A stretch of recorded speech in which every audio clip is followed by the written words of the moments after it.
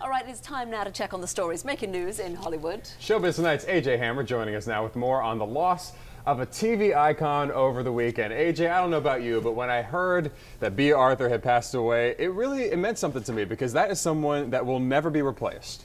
Yeah, it's interesting. She's one of those people, you know, they pass away, you immediately say to somebody, the first person you see after learning the news, hey, did you hear about Bea Arthur? Because it's somebody who touched all of our lives, guys. I mean, she was such an impact over so many decades. And back in the 70s, and people may not remember this, but she really, through her character, broached some pretty serious topics, yeah. Abortion being chief among them, that got the most attention back when her character, in her late 40s, was talking with her daughter about the possibility of having an abortion because she just wasn't ready to be a mother at that age. There were protests. People went wild over this.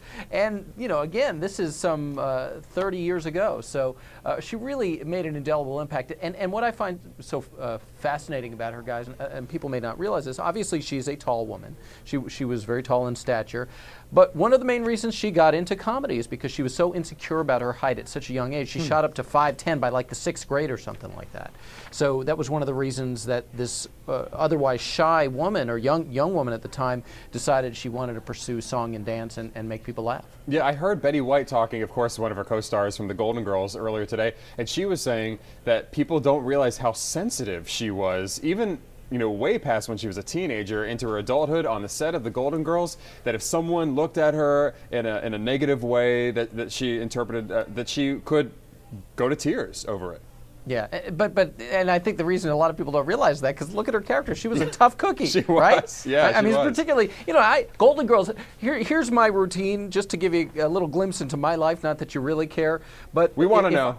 If I'm in bed at midnight, there's an hour of Frasier on before I fall asleep. You know, if I haven't seen Larry King, because I watch the repeat of Larry King sometimes at midnight, but I'll watch Frasier, and then at 1 in the morning, if I'm still awake for some reason, it's the Golden Girls, and it just happens to come on the same channel I happen to be watching. And you can't turn it off, can you? No, but you talk about Bea Arthur, and she's just one of those people like Betty White. They just make you smile when you think about it. And it's a big loss, and it's sad to lose her over the weekend. Well, also, of course, a bit of a talker today is this situation with Britain's Got Talent. Yeah. Because we had Susan Boyle, and then we had this 12-year-old boy who was seen as a bit of a challenger. Now we have this little ballerina who is another person who has the crowds going wild. Yes, and the point that we're taking on tonight on Showbiz Tonight, and here's that young woman that you were speaking about. Oh my. We're talking about Britain's Got Talent quite a bit. And when we see another shot of Simon Cowell, you're going to see a smile on his face. We're talking about the fact, I mean, he's enjoying himself so much more doing this show than he appears to be enjoying himself doing American Idol. And what we're tackling tonight is Susan Boyle, and to some extent Britain's Got Talent, sort of responsible for the fact that people aren't really paying attention to American Idol. But what I mean by that is, everybody is talking about a show that we can't even watch over here. Yeah, just based on very interesting. As Americans, we like to think of ourselves as sort of the entertainment capital of the world. I mean, the whole country, and that we provide the entertainment to the world. But here we are, the UK coming in with a huge hit.